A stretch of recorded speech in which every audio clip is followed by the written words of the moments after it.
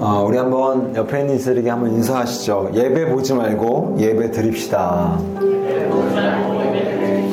한 번 더 인사할까요? 진부 드리지 말고 전부를 드립시다. 이제 내일부터 우리 생캠이 이제 시작을 하는데요. 내일부터 40일 동안 진행을 합니다. 그래서 우리 대회를 참석한 청년들은 이미 공지를 들었겠지만 이 6가지 주제를 중심으로 해서 매주마다 한 주제 한 주제씩 좀 성숙과 성장을 위해서 좀 몰두하려고 하는데 여러분 생캠에서 가장 중요한 건 뭐냐면 40일 묵상입니다. 그 주제에 따른 액션 플랜을 해놓은 것도 중요하겠지만 보다 더 근본적인 중요성은 이 행사의 취지는 40일 동안 공동체가 함께 묵상하고 또 함께 그 묵상의 주제를 따라서 성숙해 가자는 거거든요. 그래서 우리 어른들에게는 이제 교구별로 이제 새벽 예배 영상이 송출이 이제 그 온라인 그 링크를 전달할 거고요. 제가 내일부터 이제 40일 동안 주일을 빼고 40일 동안 월요일부터 토요일까지는 매일 오전 10시에 우리 새벽 예배 한 그 유튜브 링크를 우리 청년부 단톡방에다가 제가 올릴 거예요. 왜냐면 왜 올릴까요? 보라고. 네. 왜냐면 원래 책자가 있거든요. 그래서 모든 교인이 다 책자를 구입해서 함께 묵상을 해야 되는데 그렇게까지 가기에는 사실 덩어리가 좀 커서 쉽지 않아서 그래서 좀 더 접근성을 위해서 링크로 대체를 하기로 했습니다. 그래서 왜냐면 목사님들이 새벽마다 그 주어진 본문을 갖고 어차피 새벽 설교를 하기 때문에 책자보다는 좀 더 용이하겠다 싶어서 내일부터 이제 링크를 전달해 드릴 테니까 여러분 이 40일 동안 여러분 각자만의 좀 목표를 세우셨으면 좋겠어요. 여러분 40일 그냥 지나가거든요. 목표가 없으면. 그래서 난 40일 동안 한번 묵상을 빠뜨리지 않고 해보겠다라든지 아니면 40일 동안 나는 이 본문의 묵상을 토대로 한번 기도 시간을 하루 20분씩 30분씩 가져보겠다든지. 그래서 각자만의 목표가 없으면 40일은 교회에서 화려하게 한다 할지라도 그냥 아마 묻히게 될 겁니다. 그래서 여러분 내일부터 꼭 묵상에 동참해 주셔서 40일이 끝난 다음에는 내가 정말 한 걸음도 진보했구나, 한 걸음도 성숙했구나 라는 자신을 향한 좀 피드백이 좀 남는 40일이 되었으면 좋겠습니다.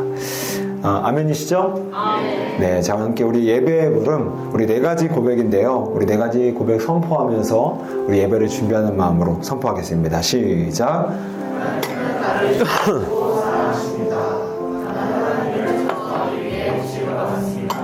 하나님은 나를 예배자로 부르셨습니다. 나는 원싱의 자세로 최선의 예배를 드리겠습니다. 아멘.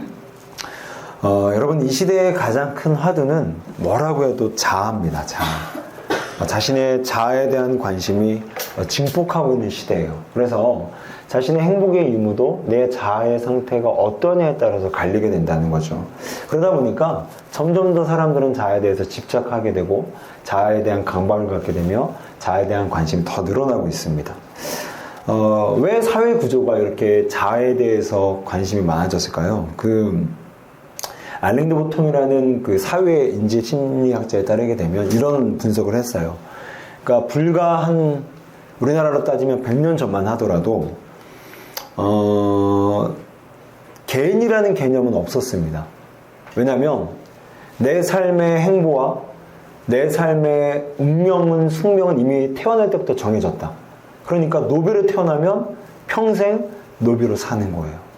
그리고 양반으로 태어나면 그냥 양반으로 살아가야 된다라는 내가 태어났고 내가 만난 공동체가 그 공동체가 내게 주는 역할과 의무를 마치 숙명처럼 받아들였던 세대였어요. 불과 100년 전까지만 하더라도. 그러니까 개천에서 용난다라는 니즈를 못 느꼈습니다. 그냥 이렇게 살다가 가는 거예요. 그러니까 평생 이사 한번 안 하고 내가 태어났던 불악, 촌락에서 그냥 살다가 죽더라도 이상한 게 아니었습니다. 그런데 사회가 급격하게 이제 산업화 시대를 맞이하면서 바뀌게 됐어요. 그래서 현대사회가 되면서 가장 부각된 게 뭐냐면 바로 개인, 자아입니다. 그래서 공동체가 내게 주는 역할과 의무는 중요하지 않아요. 내가 그것들을 돌파해내고 성공할 수 있는 시대가 열린 거예요. 그러다 보니까 문제가 물론 그것 때문에 사회가 많이 발전하게 됐지만 문제가 뭐냐면 자기 자아를 굉장히 탓하게 됩니다. 왜요? 이미 자유는 열렸어요. 개천에서 용리할 수 있는 시대가 이미 사회적 구조 패러다임이 바뀌었어요. 그런데 성공하지 못해요. 누구 탓입니까? 내 무능력 탓인 거예요.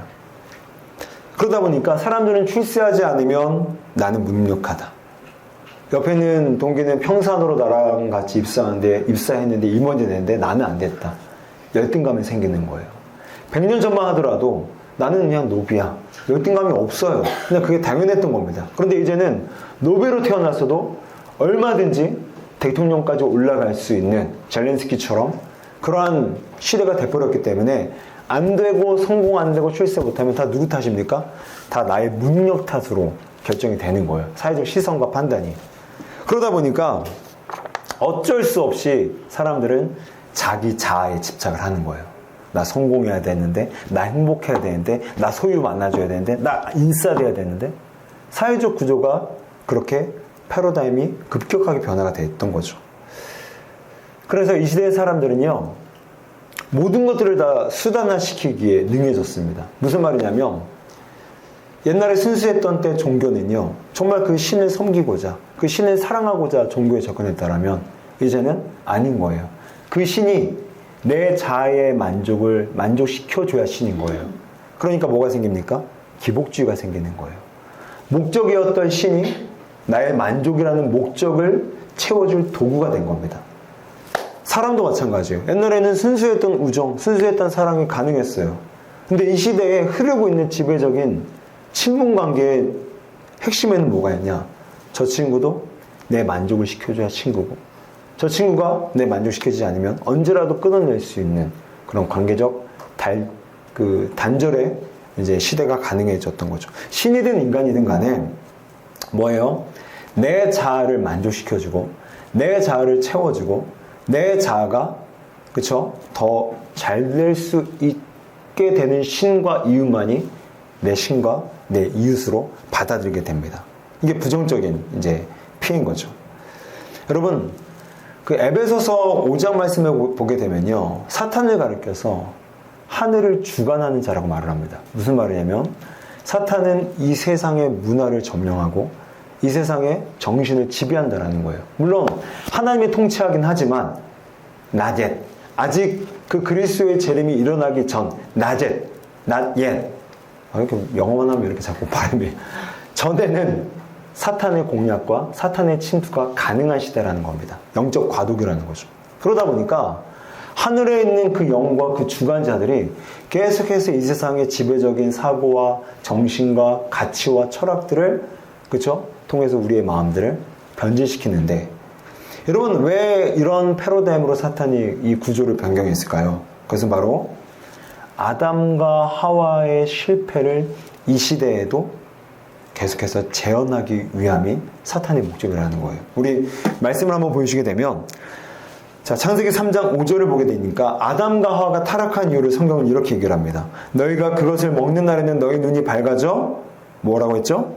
하나님과 같이 되어. 여러분, 사탄이 아담과 하와를 꼬실 때는 아주 정말 간지러운 데를 계속 긁어주는 거예요. 야, 너 하나님처럼 될 수 있어. 너의 자아는 피조물에 불과하지 않아. 너 하나님을 능가할 수 있어. 네가 네 인생의 주인 될 수 있어. 끊임없이 자아의 위치를 피조물에서 하나님처럼 격상시키려는 유혹을 가져다 줍니다. 무슨 말이에요? 자아의 인식의 실패가 이 인류 첫 조상들의 실패로 이어지게 됐다는 거예요. 자, 그랬더니 창세기 3장 8절에 어떤 결과가 나타납니까? 하나님의 낯을 피하여 동산나무에 숨은지라. 인류 인생 가운데 처음으로 두려움이 등장하게 돼요. 언제요? 내 자아를 우상처럼 떠받치려 할 때, 내 자아가 내 인생의 주인처럼 여기를 할 때 하나님을 두려워하게 되고 하나님 앞에 숨게 되는 그런 결과를 만들어버리게 됩니다. 그리고 부부 사이에 엄청난 아담과 하와 사이에 서로 정죄하고 비방하고 탓하는 그 인간 사이의 관계마저 함께 허물어지게 되죠. 여러분, 오늘날도 마찬가지예요. 오늘날 이 사회의 내면이 망가지고 또한 사회가 정말로 점점 더 망가지고 있는데 그 원인의 중심에는 뭐가 있냐? 바로 자아의 우상화. 내 자아를 하나님보다도 높이려 하는 것. 하나님의 간섭과 개입을 거부하고 내가 내 인생이 오늘 말씀처럼 하나님처럼 되려고 하는 것. 거기로부터 모든 인생의 저주와 피해와 그리고 몰락이 펼쳐지게 됩니다.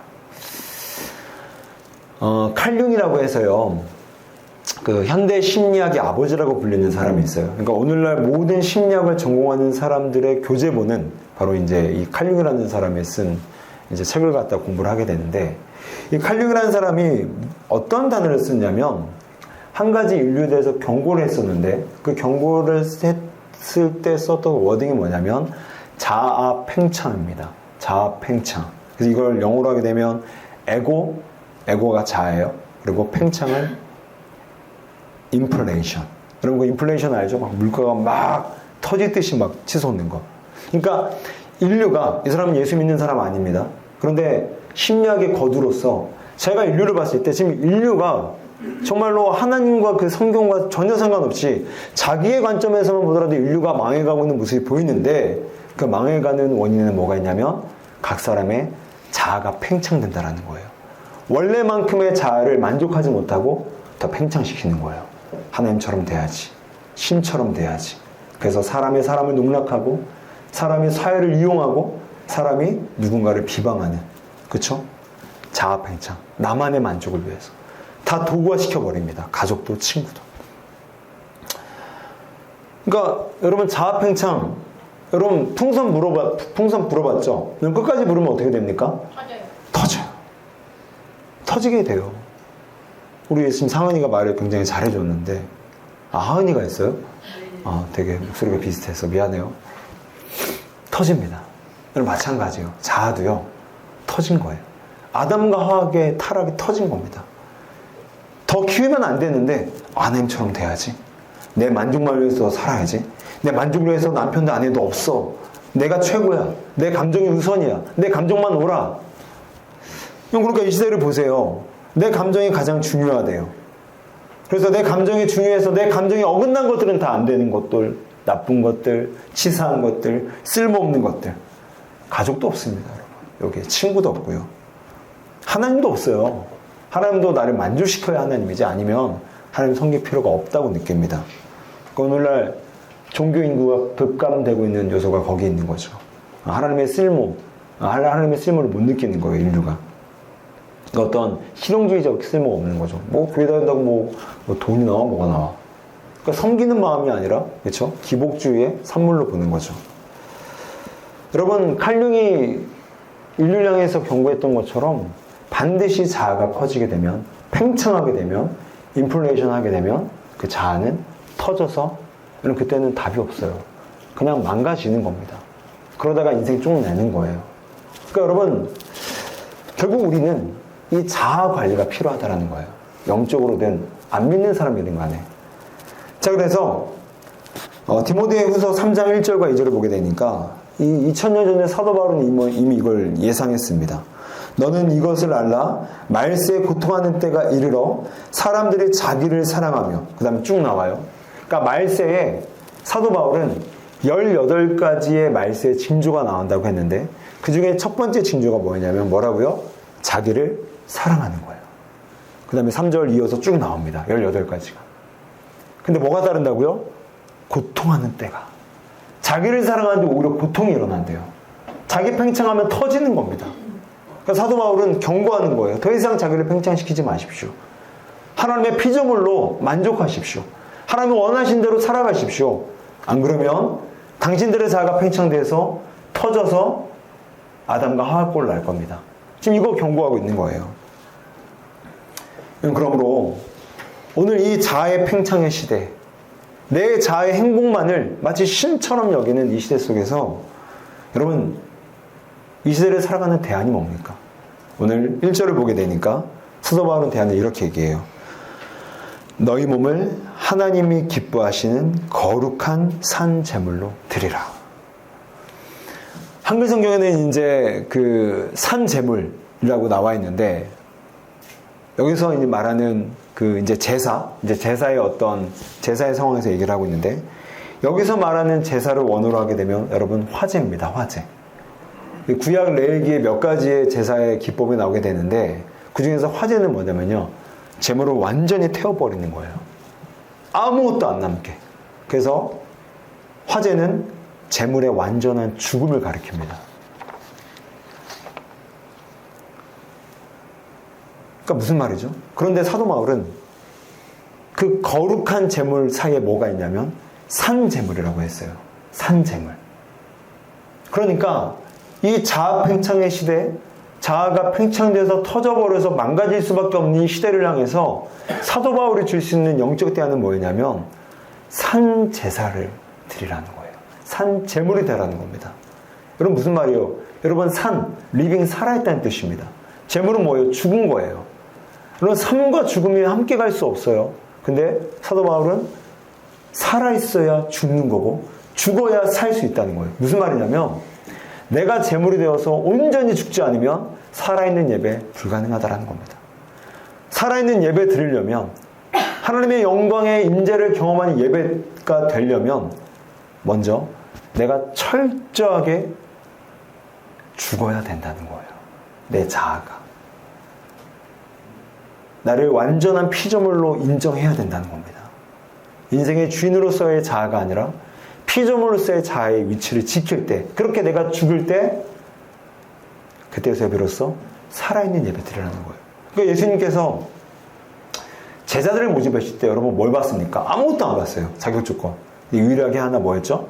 자기를 부인하고. 안 죽으면 제자 못 됩니다. 안 죽으면 썬데이 크리스천 되는 거예요. 안 죽으면 무늬만 크리스천이고 종교인 되는 겁니다. 그래서 사도 바울은 이 자아 팽창의 시대, 오히려 자아를 팽창하느라 오히려 자아가 망가지고 있는 시대를 향해서 줄 수 있는 대안은 뭡니까? 자아를 죽여라. 자아를 죽여라. 여러분 제가 책을 보니까요. 서양에서 개인이라는 용어가 처음으로 나타난 창조된 때가 언제였냐면 1600년대입니다. 르네상스 시대. 무슨 말인지 아세요?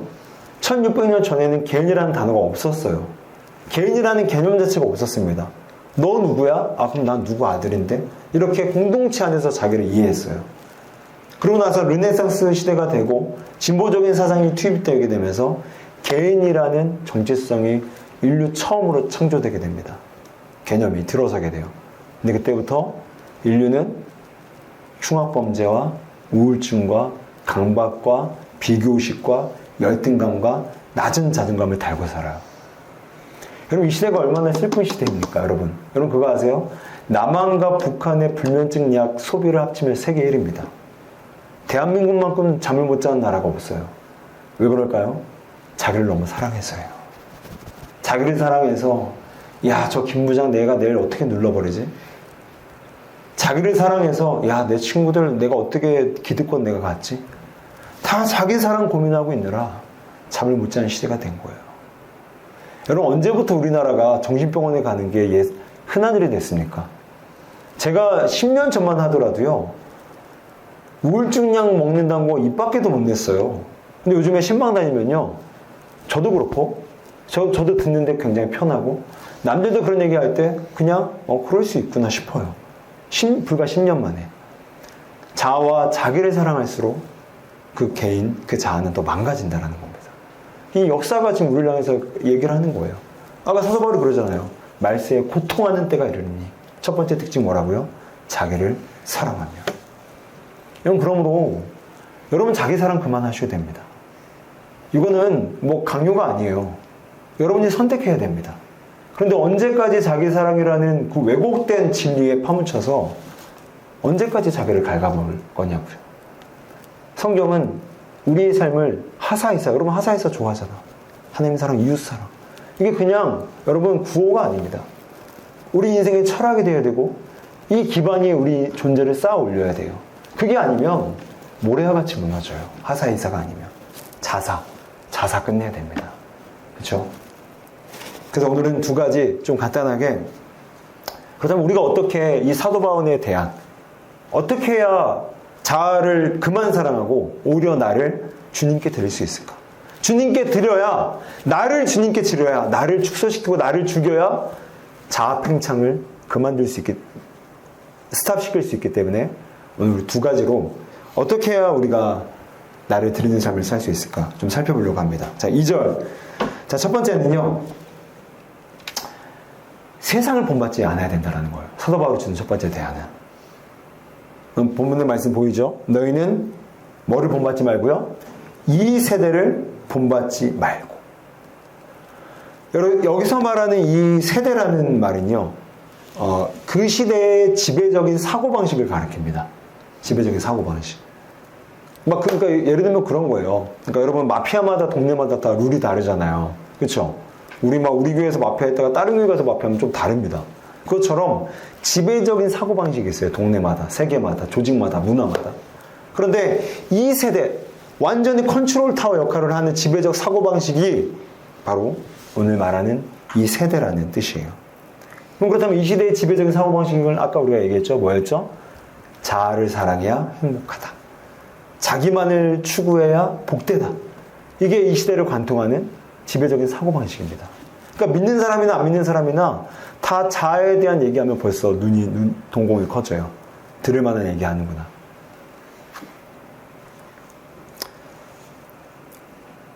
자, 그래서 오늘 바울의 대안처럼 이 세대를 본받지 않아야 돼요.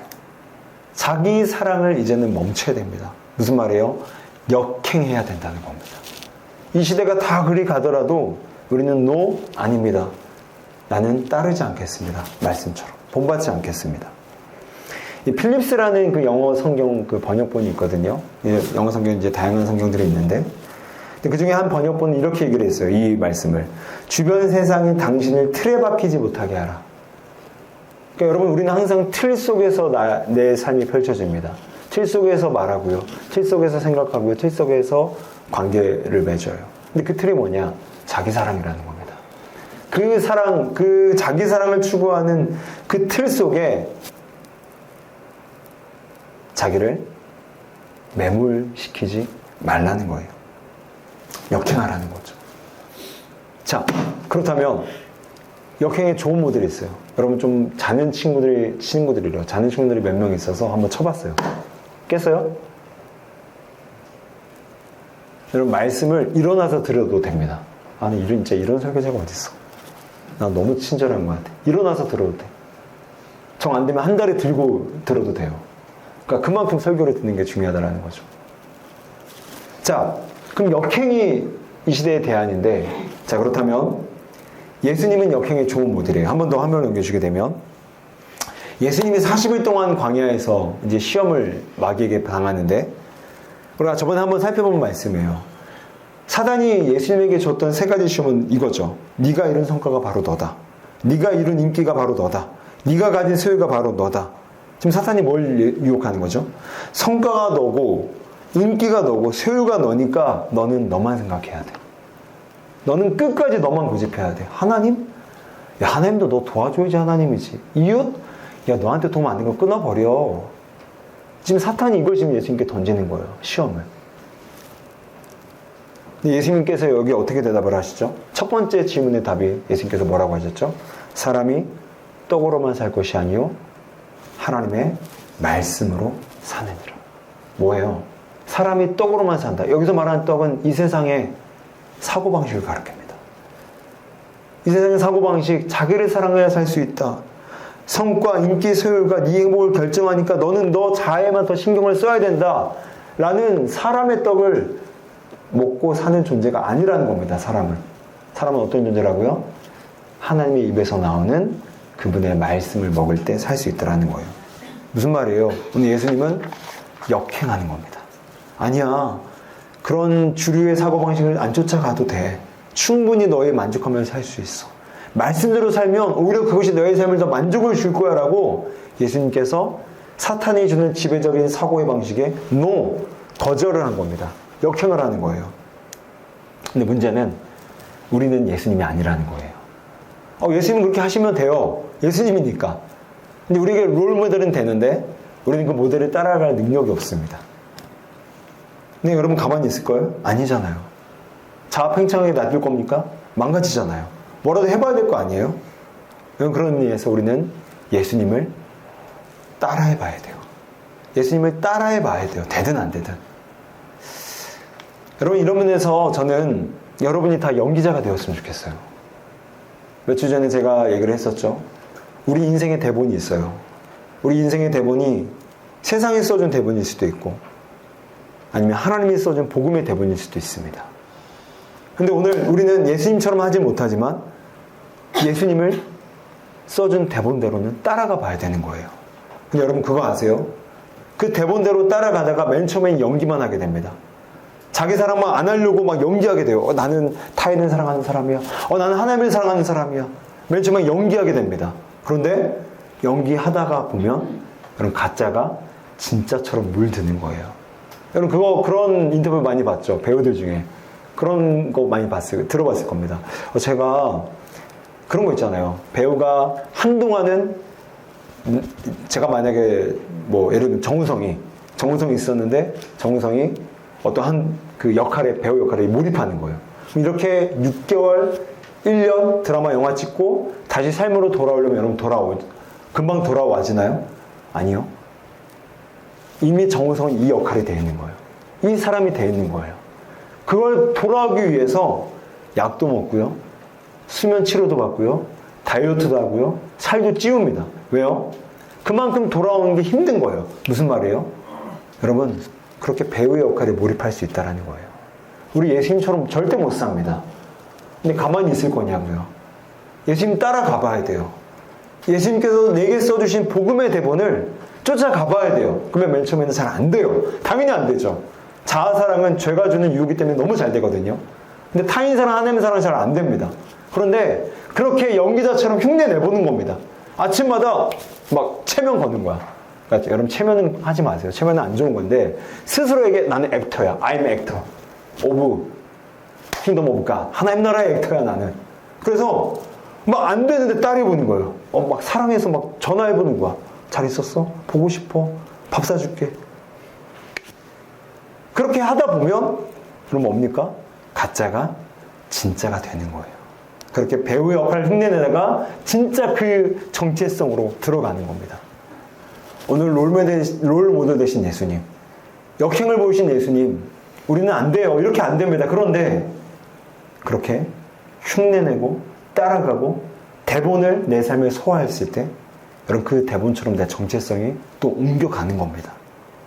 그래서 여러분 아침에 깰 때마다 세상을 향해서 또 나를 향해서 하나님을 향해서 선포하십시오. 하나님, 오늘 나는 하나님 나라의 배우입니다. 나는 오늘 내 인생 가운데 주신 이 드라마 속에서 하나님 나는 정말 선한 삶을 살 겁니다. 오늘 하루 분노하지 않게 도와주시고 오늘 하루 질투하지 않게 도와주시고 자기 증명 자기 과시 이 모든 유혹에서 나를 벗어나서 그래서 마음 먹는 거예요. 그럼 제가 이렇게 해보니까 좋더라고요. 그럼 저도 사람이다 보니까 누군가는 저도 등급을 매기게 되더라고요. 얘는 좀 더 내가 좀 더 친해지내야 되겠다. 이 사람과는 내가 좀 더 관계를 좀 더 멀리 해야 되겠다. 이 사람 좀 싫어. 이 사람이 함께 있으면 좀 덕보겠다. 이런 마음이 유혹이 찾아옵니다. 목사라고 안 찾아오지 않아요. 싸우는 거예요, 저도요. 찾아올 때 옛날에는 더 그렇게 세상의 대본처럼 끌려갔어요. 나한테 더 될 사람만 만나야지. 나에게 더 이득될 사람은 관계해야지. 근데 지금은 복음의 대본으로 살아보는 거예요. 저게 막 주입시키는 겁니다. 야, 너는 하나님 나라의 주인공이야. 너는 하나님 나라의 영화배우 주인공이야. 너 그 사람 품어야 돼. 품어봐. 영화처럼 품어봐. 그러면 품고 때로는 실패하고 넘어지고 또 품고 넘어지고 실패하고 그러다가 정체성이 그렇게 되는 겁니다, 여러분. 그냥 되는 게 어디 있겠어요. 그러므로 첫 번째, 어떻게 해야 나를 드릴 수 있을까? 나를 드려야 자아팽창을 이길 수 있다라면 그 첫 번째 원리는 오늘 사도 바울의 대안처럼 본받지 말라. 본받지 않기 위해서 역행의 모델 대신 예수님 따라가야 된다. 그래서 시작된 한 주간에도 여러분 예수님의 전문 배우 되기를 축복합니다. 아멘. 그래서 내일 싸울 일이 있을 때 맞아, 대본에 그렇게 안 써져 있었지. 맞아, 참으라고 했지. 참으세요. 막 우리 안에서 막 질투가 일어날 때 맞다, 성경이라는 그 대본에는 그렇게 안 써 있었지. 그래, 오히려 축복해주자. 그런 청년 되기를 주님의 이름으로 축복합니다. 자, 두 번째는 말씀 2절 한번 더 보여주세요. 자, 두 번째 대안은요, 오직 마음을 새롭게 함으로 변화를 받으래요. 특별히 오늘 영어 성경에서는 트랜스폼이라는 얘기를 이제 번역을 일부러 의도적으로 했는데, 그럼 변화라는 용어는 두 가지가 있죠. 뭐 좀 더 있겠지만, 대표적으로는 체인지가 있고 트랜스폼이 있습니다. 근데 뭐 제가 뭐 영어학자는 아니라서 이제 나름대로 공부한 건 뭐냐면, 체인지는요, 다시 변했다가 얼마든지 돌아올 수 있는 게 체인지예요. 그러니까 여러분 그거예요. 작심삼일. 작심삼일 3일 안에 막 변하는 것처럼 보여요. 근데 다시 제자리에 돌아오죠. 이게 체인지입니다. 근데 트랜스폼은 한 번 변화되면 못 돌아오는 겁니다. 그러니까 온전한 변화. 그러니까 오늘 우리가 나를 드릴 수 있으려면 뭐가 돼야 된다고요? 변화를 받아야 돼요. 새롭게 되어야 됩니다.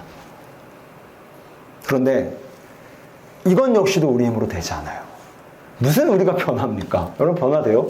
변화돼요? 제가 목회할 때 가장 회의할 때가 언제인지 아세요? 변화가 안 돼. 근데 가장 내가 목사 짓을 내려보고 싶을 때가 언제인지 아십니까? 제일 변화 안 되는 게 누구다? 나야, 나. 네. 막 우리 임원들 막 변화되는 모습 보여요. 막 청년들 변화되는 모습 보는데 내가 변화가 안 돼. 와, 나를 향해서 가장 회의가 들어요. 그러니까 변화가 안 되는 게 어떻게 보면 일반적입니다. 쉽지 않아요. 그래서 우리가 나를 드리기 위해서는 오늘 사도 바울의 두 번째 대안처럼 변화를 받아야 되는데, 말처럼 변화를 받아야 됩니다. 변화되는 게 아니에요. 변화를 시키는 게 아닙니다. 변화돼야 돼요. 변화를 받아들여야 됩니다. 근데 사도 바울은 오늘 우리에게 힌트를 줬어요. 그럼 어떻게 변화될 것이냐? 자, 1절 한번 보여주세요. 하나님의 모든 자비하심으로 너희를 권하노니. 여기서 말하는 자비가 뭘까요? 바로 십자가의 은혜예요. 그럼 십자가의 은혜가 뭡니까? 죽어줄 만한 사람을 위해서 죽어준 것? 그건 십자가의 은혜가 아니죠.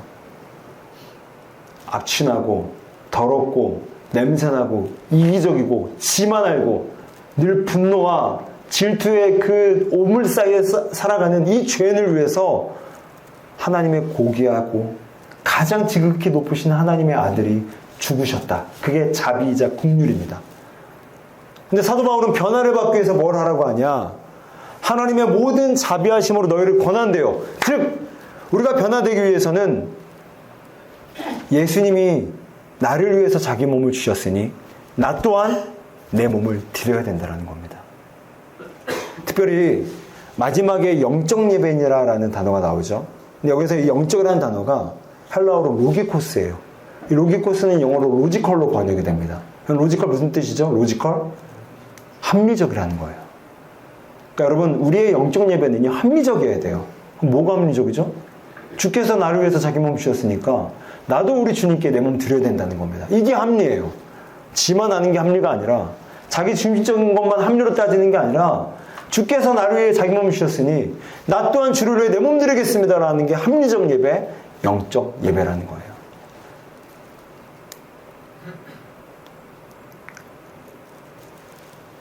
여러분 이 합리적인 마음이 내 마음이 될 때 나를 드릴 수 있어요.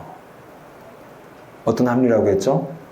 주께서 죄인과 같은 냄새나고 악취나고 이기적이고 지만하는 나를 위해서 당신의 몸을 주셨으니 나 또한 내 몸을 드리겠습니다.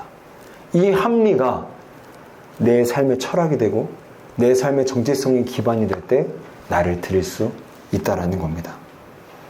우리 고린도후서 5장 14절 말씀만 보고 좀 말씀을 마무리할게요. 사도 바울이 그리스도의 사랑이 우리를 강권하시는도다. 그분의 사랑이 나를 강권, 그쵸? 좀 강하게 권면했을 때 나를 드릴 수 있는데 이 새 번역 성경에 보게 되면 이렇게 번역을 해요. 그리스도의 사랑이 우리를 휘어잡습니다. 그럼 좀 와닿죠? 그분의 사랑이 나를 휘어잡을 때만 나는 변화돼요. 그 전엔 변화 절대 못 됩니다. 그래서 사도 바울은 권하는 거예요. 예수께서 나를 위해 주셨으니 너희들도 예수를 위해 너희 몸을 드려야 된다. 그 합리성이 영적 합리성이 될 때 우리는 자기 팽창의 유혹을, 자기 팽창의 덫을 이겨내고 나를 드려 진정한 만족과 복을 경험할 수 있다. 우리에게 말씀하는 겁니다. 여러분 이제 말씀을 정리하도록 할게요. 여러분 사도 바울은요 이 자아팽창의 덕과 유혹에 빠져서 현대인의 질병에 걸린 우리들에게 오늘 두 가지의 대안을 말씀했는데, 첫 번째는 본받지 말래요. 세상의 대본을 그대로 연기하지 말래요. 대신에 복음의 대본으로 여러분의 인생을 연기하라는 겁니다. 액터가 되라는 거예요. 그런가 하면 두 번째는 변화를 받으라는 거예요. 변화되지 않으면 절대로 나를 못 드립니다. 그런데 변화되려면 뭐죠? 나를 드리려면 뭐죠? 그분이 나를 위해서 자신을 들이셨음을 끊임없이 묵상해야 됩니다. 이거 묵상할 때마다 여러분 힘이 생겨요. 아까 얘기했잖아요. 저도요 목사지만 누군가에게는 등급을 매긴다고요. 누구를 향해서는. 그런데 나같이 쓰레기고 죄인 같고 하찮고 쓸모없고 자기만 하는 나를 위해서 돌아가신 예수님 묵상할 때 바로 거기서 돈 받으러 온 할머니에게 500원을 주면서도 제가 인사를 90도로 할 수 있겠더라고요. 얼마든지 세상에서 돈 받으러 온 사람들 소금 뿌리고 쫓아내겠지만 그분들을 향해서 오히려 허리를 숙이고 공손히 인사하면서 그분들에게 500원을 드릴 수 있겠더라고요. 여러분, 우리는 교만합니다. 우리는 교만해요. 인정하셔야 돼요. 우리는 교만합니다. 죄가 우리를 그렇게 그냥 놔두지 않아요. 교만하도록 계속 만들어갑니다. 그런 교만한 삶의 끝은 자기사랑이 있어요. 자기사랑의 끝은 자아가 팽창돼서 터져버립니다. 그래서 이제는 자아가 팽창되는 인생이 아니라 자기를 축소하고 자기를 부인하고 오늘 말씀처럼 자기를 산제물로 드려서 우리 주님께 이 시대 가운데 쓰임받는 우리 청년들 되기를 주님의 이름으로 축복합니다. 기도하겠습니다.